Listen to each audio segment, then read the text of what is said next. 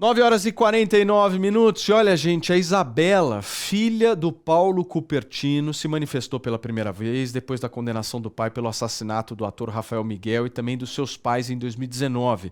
O vídeo de seu depoimento, relatando o ocorrido, ganhou muito destaque nas redes sociais e ontem, inclusive, o próprio Fantástico da TV Globo exibiu uma matéria exclusiva em que eles mostram como é que o Paulo estava se comportando ali no julgamento.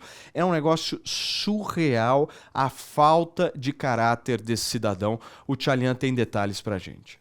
Oi, Paulo. O julgamento durou 2 dias no Fórum Criminal da Barra Funda, aqui na zona oeste de São Paulo, e teve debates acalorados entre a acusação e a defesa. Ao final, o júri entendeu que Paulo Cupertino é culpado pelo triplo homicídio do ator Rafael Miguel e também dos pais dele em junho de 2019. O ator Rafael Miguel ficou conhecido como personagem paçoca da novela Chiquititas do SBT. E ele namorava a Isabela, filha do Paulo Cupertino. O Paulo Cupertino não aceitava o relacionamento dos dois.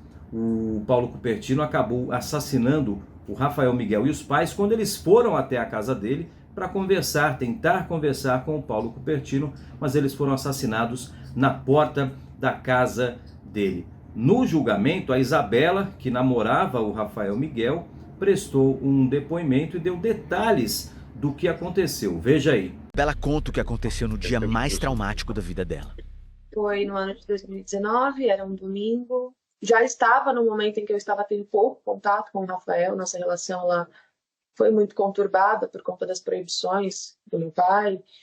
Então, os pais dele sabiam que era uma situação difícil e, por isso, humildemente, na melhor das intenções, quiseram ir até a minha casa para conversar com você na porta para poder entrar.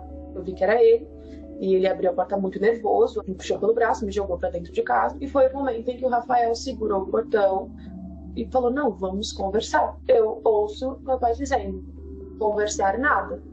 E após essa fala, foi o momento em que eu ouvi os disparos. Paulo Cupertino chegou a ficar foragido 3 anos, foi preso em 2022 na Zona Sul de São Paulo e passou a cumprir pena no CDP de Guarulhos, na região metropolitana. Agora, condenado a 98 anos de prisão, deve ser transferido para uma penitenciária do interior do estado.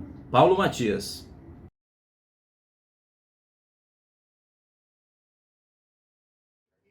Tá aí o nosso queridíssimo Emerson Tchalian, então, trazendo detalhes de toda essa repercussão, né? De um caso de um homem que estava foragido, se disfarçou 1 milhão de vezes, aí foi pro Paraguai, fugir, né? Foi para outras cidades brasileiras, né? Um cara que, pelo vídeo que a gente vê dele falando ali no depoimento, alguém sem o menor caráter, né? Porque Nossa. é assim, uma pessoa, pensa numa pessoa assim Completamente que desconectado da não tem realidade. noção do que é um caráter, do que é minimamente você tentar de alguma forma, se a pessoa não assume a responsabilidade de nada, inventa a história de que havia um terceiro na cena do crime, porque ele... Aí várias perguntas são feitas em relação a isso, né? Se havia um terceiro, por que você não foi avisar as pessoas, pediu ajuda? Não, ele sai correndo, foge, aí depois... Sabe, olha, é um vagabundo sem caráter que merece, na minha opinião, prisão perpétua, mas a gente não tem prisão perpétua no Brasil, né?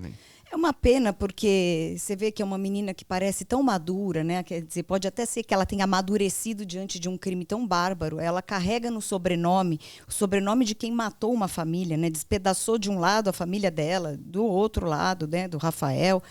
Enfim, é muito triste uma história dessa. Você percebe que é um cara completamente desconectado com a realidade, cria narrativas que só existem na cabeça dele, faz todo mundo trabalhar, né, o estado inteiro trabalhar em cima de um... que seria muito mais simples se ele já tivesse assumido ou indicado uma terceira pessoa, nesse caso. É uma pena. E que bom que ela está fazendo de um trauma uma virada de página, falando: olha, eu quero uma desconexão com essa pessoa, apesar de ser meu genitor, eu quero seguir a minha vida. Sempre se manteve em silêncio, em discrição, não usou isso a favor, né, de um crescimento nas redes sociais, que hoje é muito simples, né? Tem muitos rappers, por exemplo, que se vitimizam: meu pai é criminoso. Não, ela em nenhum momento fez esse papel. Então ela se mostrou madura. Muito digna, né? Muito digna, muito digna. E obviamente que vai carregar um fardo pro resto da vida dela, né, Reis? É triste demais, né? E o menino que tava no auge da carreira, novinho, né? Já tinha feito muito trabalho. Fez Chiquititas, né? Fez Chiquititas, fez novelas na Globo.